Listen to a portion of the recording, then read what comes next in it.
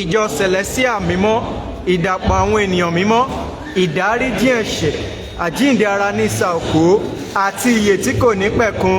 Àmín. Mímọ́.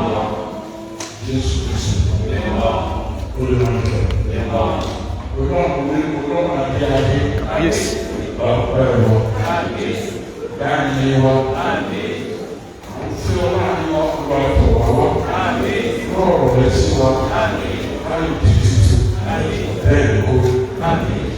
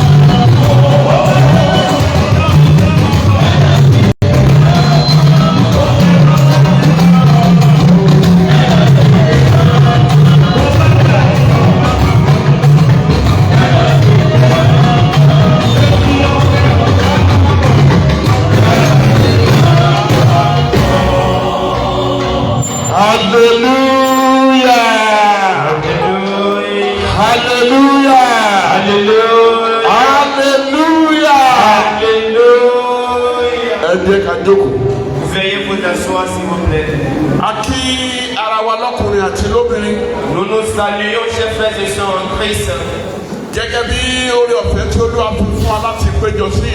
Par la grâce qui nous a été accordée d'être ici aujourd'hui.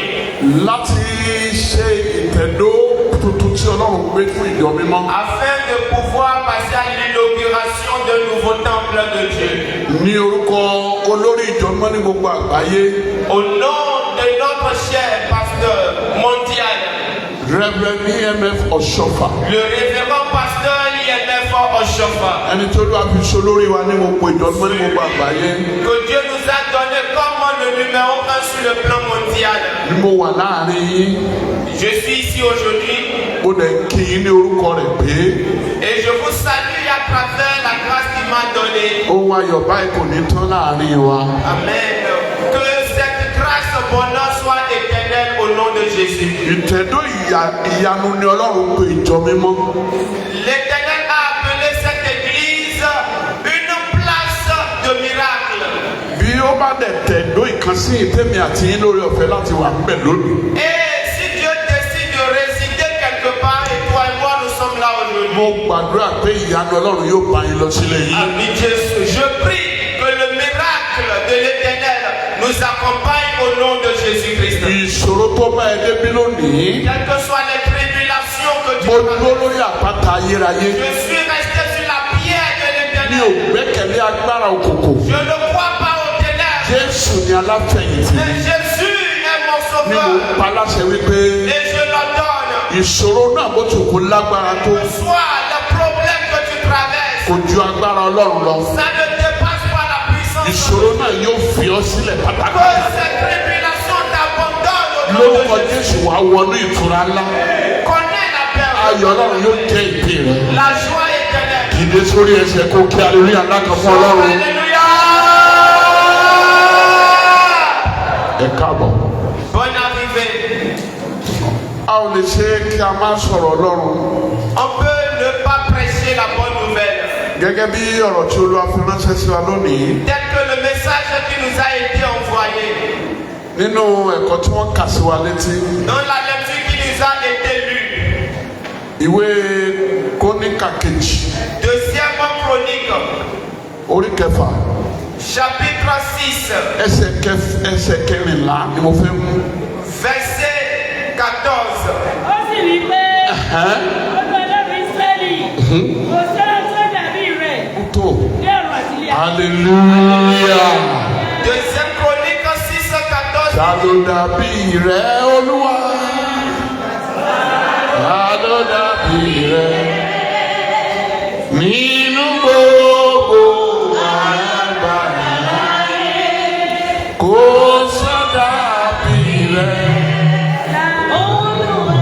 Il n'y a pas de Dieu comme toi. Kò sí ẹni tó dàbí Ọlọ́run. Personne ne pourrait se comparer à l'Éternel. Gbogbo ẹni tó ń sáré tẹ̀lé òkùnkùn kiri. Tous ceux qui courent derrière les ténèbres, Ẹ padà kó ń bẹ̀. retournez. Ẹ̀yin tí ẹ ti torí kó lè da fún ìtẹ́ lọ́jọ́ ìnáwó. Vous cherchez le bonheur et vous courez derrière les ténèbres. Ẹ ń waste time yẹn. Vous êtes en train de perdre vos temps. Ẹ kú ònú ẹgbẹ́ awo. Pour quitter ces sectes, Ẹ ces kú cultes, nínú ẹgbẹ́ àjẹ́. quitter la sorcellerie. Ẹ wá sọ́dọ̀ Jésù. Revenez vers le Christ Jésus. Jésù pé ó ara máa bọ̀ wá wọlé sọ́dọ̀ bàbá. Jésus t'appelle. Viens, entre dans le temple de la maison du Père. Nígbà tí Jésù gbàládé Quand le Christ le Sauveur est arrivé, nínú ìwé Mátì orí kọkànlá dans Matthieu son chapitre 11, ẹsẹ̀ ìkejìdínlọ́gbọ̀n 28. 11, 28, ẹ wá sọ́dọ̀ mi, gbogbo èyí tí ń ṣiṣẹ́, Tó ń ṣiṣẹ́. tí a sì di ẹrù wíwo lé lórí, Bẹ́ẹ̀ ni èmi ó sì fi ìsinmi fún yín. ìsinmi fún yín. Ẹ gba àjàgà mi sí ọ̀run Sí yín, ọ̀run yín. kí ẹ sì máa kọ́ ẹ̀kọ́ lọ́dọ̀ mi. Kàwé. Nítorí onínú tútù àti onírẹ̀lẹ̀ ọkàn ní èmi, ẹ̀yin ó sì rí ìsinmi fún ọkàn yín. Ògo ni fún Olúwa lókè ọ̀run. Alléluia. Venez vers moi, vous qui portez des fardeaux. Je suis prêt pour vous accorder la joie, la détresse, et vos fardeaux seront légers. Ẹni tí à ń sọ fún yín nípa rẹ̀ yìí. Celui dont nous sommes en train de prêcher, Òun náà ló ń pariwo nígbà tó dé ní ìgbà náà. c'est lui qui criait quand il est arrivé au début. Òun jẹ́ kó yé wa wípé kò sí ìṣòro kan tí ẹ gbé dọ́dọ̀ òun. Il dit, quelles que soient les tribulations, calamités, Tí ọwọ́ Ọlọ́run kò ká. il est capable de toutes choses. Kò sírú ìpọ́njú tó dọ́dọ̀ Ọlọ́run. Quelles que soient les tribulations, Tí Ọlọ́run ò lè mú kúrò. Dieu est capable de les retirer. Ọ̀pọ̀lọpọ̀ ènìyàn ní ó wo ìjọ mímọ́ lọ́ọ̀kan. Plusieurs regardent de loin cette congrégation Nítorí àwọn tí wọ́n misrepresent ìjọ yìí. à cause de ceux qui représentent cette église et qui l'agissent très mal, ils agissent mal. Àwọn olè. Les voleurs, Alápámáṣiṣẹ́. ceux qui ont la main mais qui ne peuvent pas Tí travailler. wọ́n wá láti ìrankíran. Ils sont venus des nations diaboliques Tí wọ́n máa maudits. sọ wípé àwọn lè ṣe pé àwọn lè ṣàwó tó wọ́n lè ṣe kankan. Et ils croient capables, mais ils sont impuissants. Ohun tí wọ́n sì gbẹ́kẹ̀lé kò lágbára láti ṣe kankan. Ceux sur quoi ils croient sont incapables. C'est des choses impuissantes. ènìyàn láti gba gbowó lọ́wọ́ wọn. Ils trompent des personnes pour prendre leur argent, les wọ́n á ní àwọn escroquer. ríran nígbà tí wọn ò ríran. Ils disent qu'ils voient au moment où ils n'ont rien vu. ìjọ mímọ́ tí Kristi láti ọ̀run wá.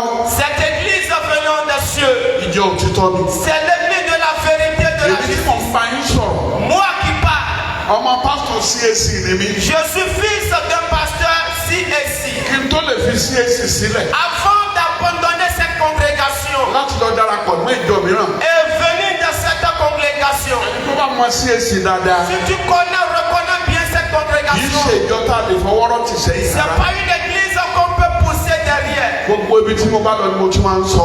Partout où je mets pied, j'ai l'habitude de prêcher cela. nítorí ẹ̀mí Ọlọ́run ó ń dábìlà nínú ìjọ Parce náà. que l'ange de l'Éternel, l'esprit de l'Éternel, wọ́n gbàgbọ́ nínú àdúrà gbígbà. manifeste la gloire de Dieu.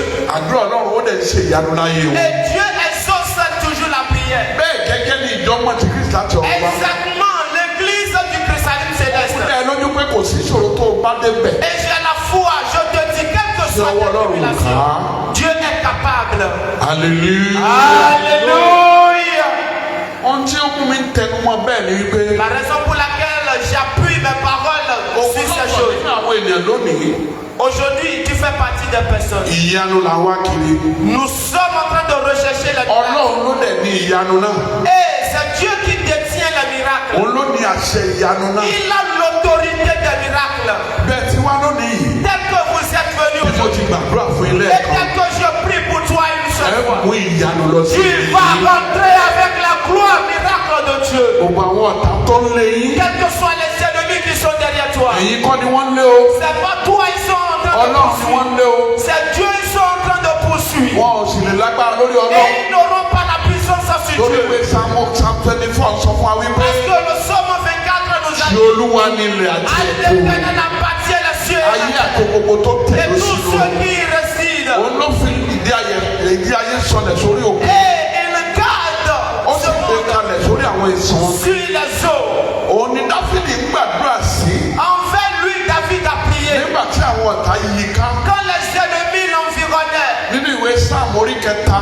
dans le livre de Somme, ó ní àwọn tó yọ mí lẹ́nu ti pọ̀ tó. il a dit ceux qui me dérangent ọ̀pọ̀lọpọ̀ làwọn facilement. tó dìde sí mi. Plusieurs sont ceux qui se lèvent. ọ̀pọ̀lọpọ̀ làwọn tó wí nípa tí ọkàn mi wípé. Plusieurs sont ìrànlọ́wọ́ kò sí fún mi nípa tí ceux Ọlọ́run. kàwé yẹ ní àṣà fún mi ògo mi àti olùgbé orí mi sókè. mo kígbe sí Olúwa bẹ́ẹ̀ ni. kàwé mo sùn mo sì jí yes yes. èmi kì yóò bẹ̀rù àwọn ọ̀tá tó yí mi ká. yes. gbà mí Ọlọ́run ìgbàlà. yes. bẹ́ẹ̀ ni yes. ní ìgbàlà ìbùkún rẹ̀ gbẹ̀là. lórúkọ Jésù Olúwa yóò lu àwọn ọ̀tá rẹ̀ lẹ́nu rẹ̀. les ennemis seront dérangés au nom de Jésus. mo ní Ọlọ́run yóò lu àwọn ọ̀tá yín lẹ́nu rẹ̀ kẹ́. Vos ennemis seront dérangés aujourd'hui au nom de Jésus. ó wá síbí láti pé torí pé fẹ́ jẹun ẹnu ń jẹ nílé yìí ni ò ní pa yín. Vous avez de la nourriture à la maison, vous n'êtes pas venu à cause de la nourriture. iṣẹ́ ò ní ṣe yín. Vous n'allez pas connaître la pauvreté. èèyàn méjì ló sàmì àdúrà mo ní iṣẹ́ ò ní ṣe Tu yín. ne connaîtras pas la pauvreté au nom de Jésus. gbogbo búburú tí wọ́n ti fi ń júwe yín pé ó ti débi ó tún wá tọrọ jẹnu Olúwa yóò mú orúkọ yẹn kúrò. Que les mauvais sorts soient détruits au nom de Jésus. ẹni tí ó lè mú kúrò. Celui qui peut retirer ces mauvais sorts, ó la kọ́ ilé ìfún. c'est à lui nous avons bâti ce temple. níbẹ̀ ni Solomon dẹ̀ ti ń gbàdúrà. Et c'est là le roi Salomon a prié. torí májẹ̀mú. Parce que cela représente une alliance. májẹ̀mú ńlá. Une grande alliance. èyí tó mú bàbá wa Bílé Wọ́ọ̀sọ̀fà wá sáyé. Qui a conduit notre père Biléou Joseph Amondiouko-Shofa dans ce monde.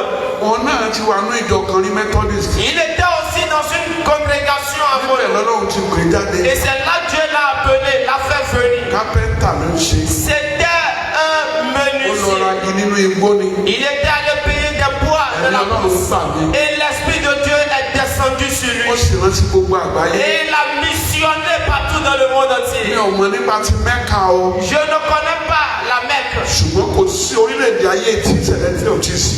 Mais partout dans le monde entier,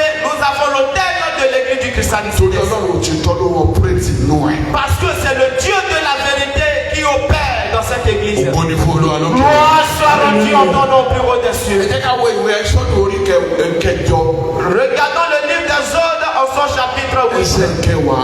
À partir de verset 10. Exode. mo bẹ̀ yín tẹ́ pẹ́ra yín ní kìrìsìtẹ́nì òtítọ́ tẹ́ ń wọṣọ àdúrà gẹ̀rẹ́gẹ̀rẹ́ tí ẹ̀ ní báyìí àìsàn burúkú ló ń ṣe yín hàn. Vous qui portez des soutanes, mais que vous n'avez pas la Bible, c'est une maladie. I'm not always friendly when I'm preaching the word of God. J'ai pas d'amis quand je prêche la parole de Dieu. èmi ò ń bá yẹn sọ̀rọ̀ ẹ́ nígbà tí wọ́n á wàásù òótọ́ tí ọ̀rọ̀ náà tọ́ ni màá sọ fún yín. Je vais véhiculer la vérité que Dieu m'envoie. ìwà adójútì ilẹ̀ ń kù. C'est la honte. torí náà bí onífìlọ́sí sọ lẹ́ẹ̀kan náà mi rò pé ìjọ yìí òrìṣà náà bọ́ bẹ́ẹ̀ oògùn náà ṣe bẹ́ẹ̀ kò sí tó jọ bẹ́ẹ̀ o. Plusieurs croient que nous adorons les ténèbres dans l'église du christianisme céleste. níbi C'est tí des a ṣe mensonges. ti púfẹ̀ fún ayé wípé pé títóbi ni ọlọ́run. Là où nous allons prouver au monde entier que notre Dieu est grand, láti inú bíbélì ni o. c'est de la Bible. bíbélì náà lẹ gbé wáyé o. Voilà donc cette Bible que vous n'avez pas amenée. tẹ wọṣọ oríṣiríṣi yìí o. Et vous avez porté des soutanes. mo bẹ̀ yín lórúkọ Ọlọ́run. Je vous prie au nom de Jésus. pẹpẹ tó wà níbi tá a ṣẹ̀ṣẹ̀ gbé kalẹ̀ yìí. L'autel qui vient d'être déposé. ó jẹ ẹlẹ́rìí àárín ẹ̀mí àtẹ̀yìn. Nous témoignons entre moi et vous. ó sọ fún yín. Je l'ai prêché. ọ̀rọ̀ Ọlọ́run. La parole de ó Dieu gbọ́dọ̀ jìnnà sí àwọn ènìyàn Ọlọ́run. ne doit pas être éloigné des enfants de Dieu. ìgbéra rẹ̀ ní ìdá ìní. Parce que Dieu, la Bible représente l'épée de l'esprit. ńlá ló jẹ́. Ça représente un grand tí ẹ̀ signe. mọ́ ká.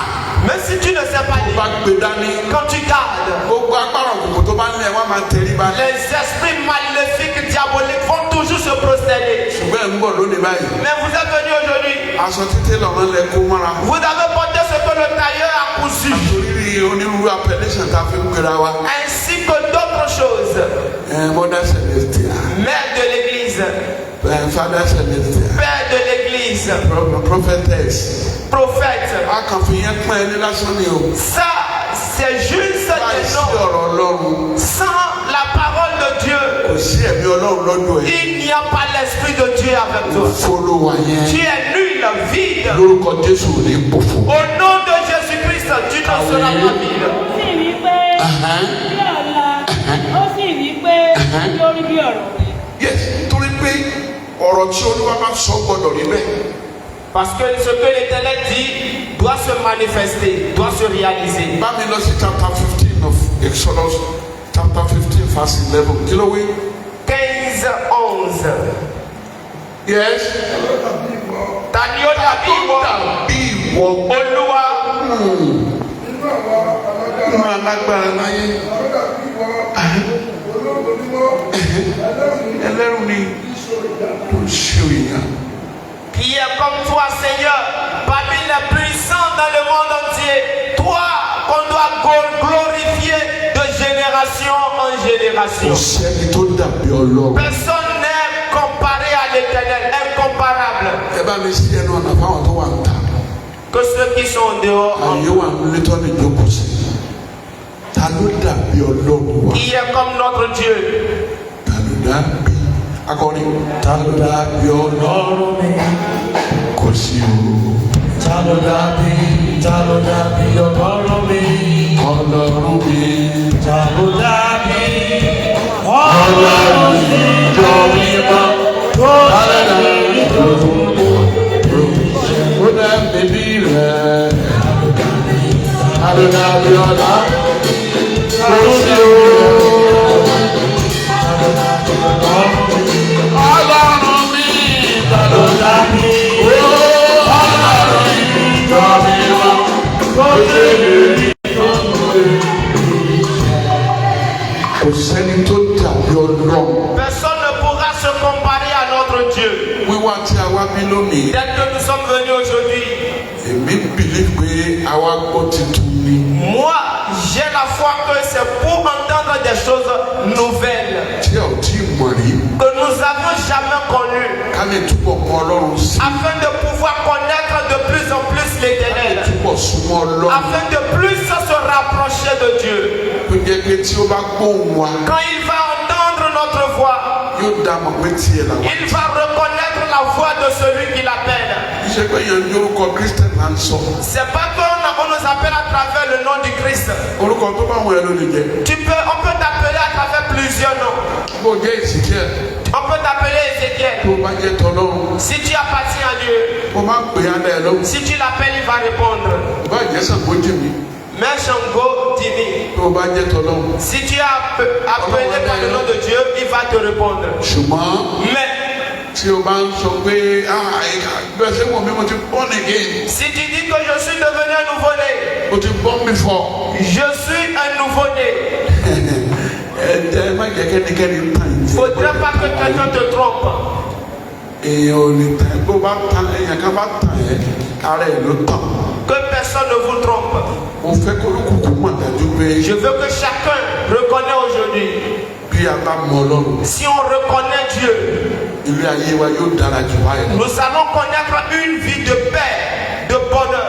ẹ wo bí ilé ayé ti dà nísìnyí. Regardez ce que le monde est devenu. gbogbo bá burú jù báyìí lọ. Mais quand ce sera encore plus pire que ça, wípé la Bible a dit. àwọn ọmọ kìnìún wa máa ṣe aláìní. Il a dit, les lionceaux ebi a sì máa pa wọ́n. seront affamés. wọ́n ní ṣùgbọ́n àwọn tó bẹ̀rù. Mais ceux qui ont la crainte de Dieu. báwo ló ṣe fẹ́ bẹ̀rù ẹni tó mọ̀. Comment tu auras la crainte de celui que tu ne connais pas? sọ̀rọ̀ ẹ̀ fún ẹ yìí. Celui dont nous sommes en train de prêcher. ṣé o mọ̀? Est-ce que tu le connais? tó bá mọ̀. Si tu le reconnais, ọ̀gá mi ẹ̀ lára rẹ̀. on verra son signe dans ta vie. irú èrò wo ló wà lọ́kàn ẹ̀. Quelles sont tes pensées? àwọn kan ní àná chọ́ọ̀chì ni kò ń ṣe mọ́. Je recherche ton cœur. ẹni pé ní Áfíríkà máa bá wa jà mùsùlùmí ni wọn gbọ́dọ̀ débi wùsùbìlà ìṣùbìlà ìkẹ tọ́lọ̀ ọ̀rọ̀ yìí ṣe ebe ń tọ́ra yín ni.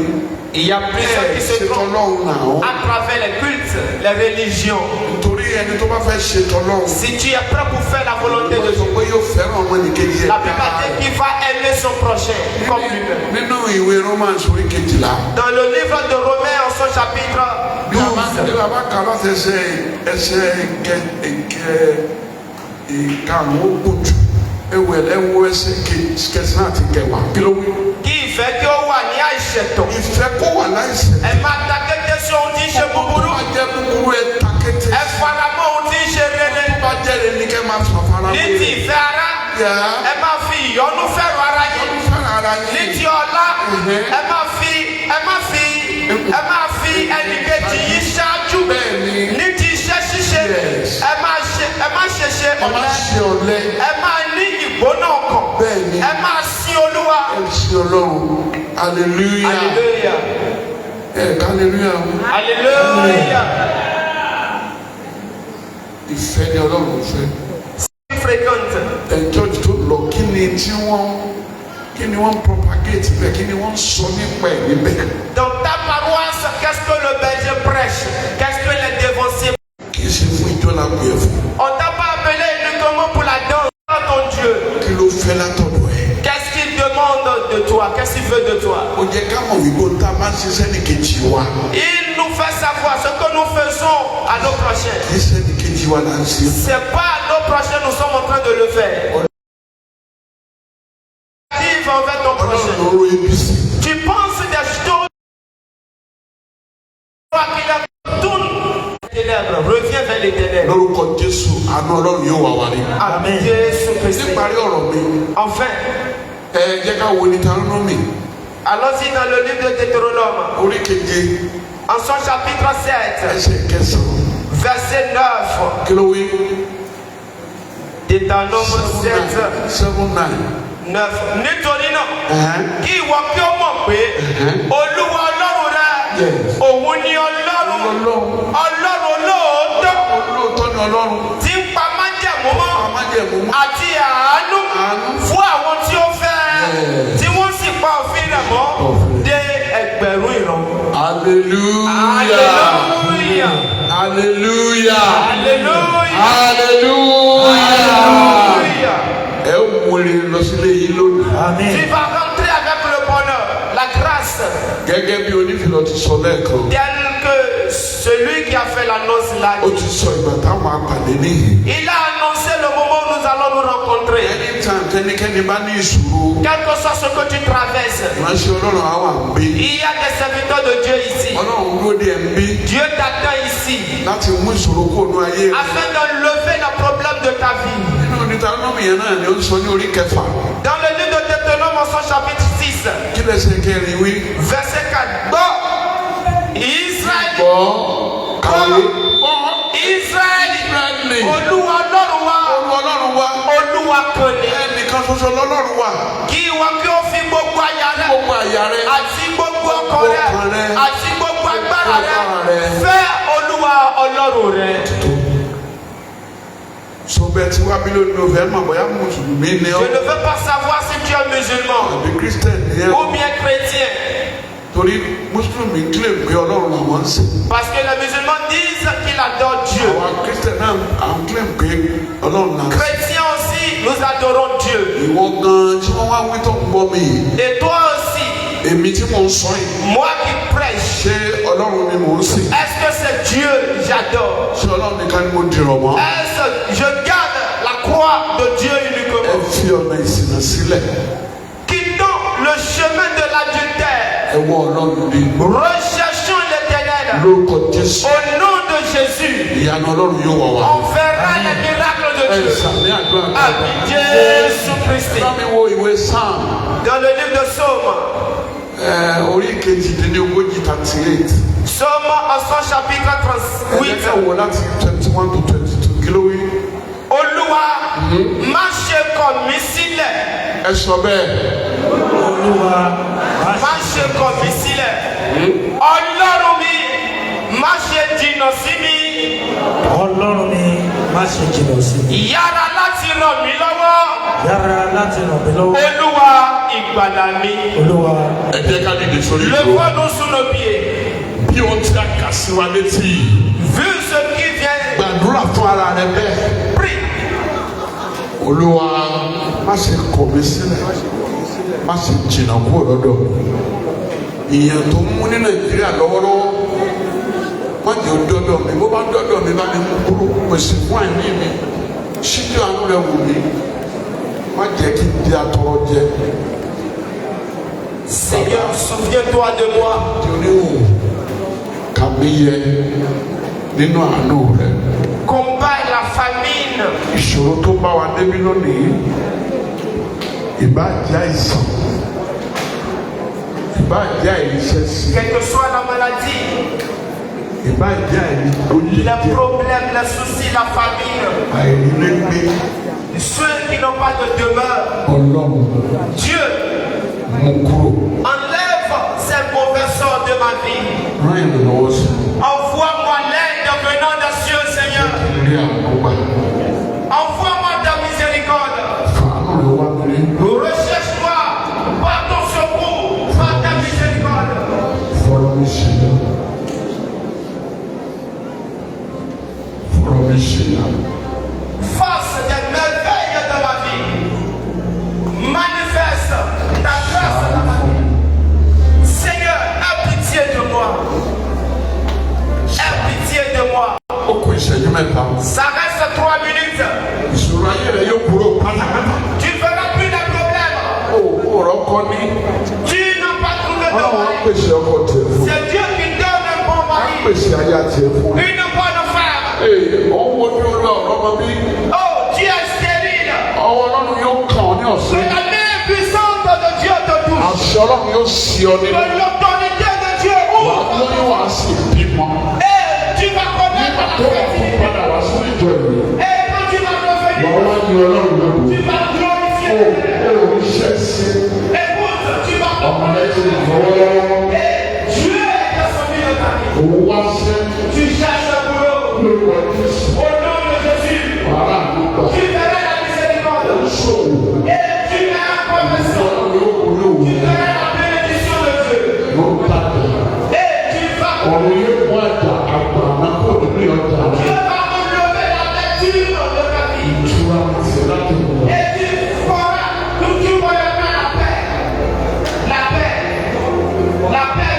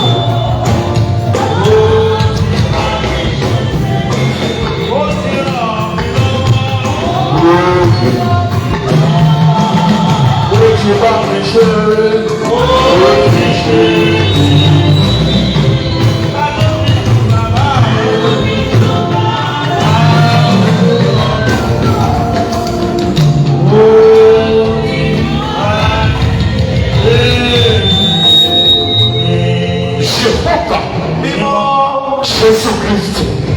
Ó ní Michael. Mo júbà rẹ Ọlọ́run àwọn apọ́sítélì. Mo júbà rẹ Ọlọ́run àwọn wòlíì. Gbàdúrà fún àwọn àyànfẹ́ yìí. Jẹ́ kí wọ́n mọ títóbi rẹ. Ọwọ́ ìgbàlà Ọlọ́run kó kàn yín lára. Ayọ̀ Ọlọ́run kó wá yín rí. Òkè ìṣòro ayé yín kó di pẹ̀tẹ́. Ọ̀nà yín kó là sí rí. Kẹ̀sì alábòkú. Ìṣòro yín kó fi í sí. Ìtura kó dé báyìí. Ẹ̀wọ̀n náà ló ti tó lọ. Ọ̀run fàṣẹ sí. Kò ní fún Olúwa lókè ọ̀run. Gbogbo àgàn ẹ̀dì ọlọ́mọ. Èyí tó ń wá iṣẹ́ rere kó tó yín lọ́wọ́. Oníṣòwò kó béèrè ọjà pàdé. Àánú Ọlọ́run kó máa bá yín. Ọ̀run kó fàṣẹ sí. Bẹ́ẹ̀ ni kò rí. Jésù Kristu lọ. Àmín lórúkọ Jésù. Hallelujah méje.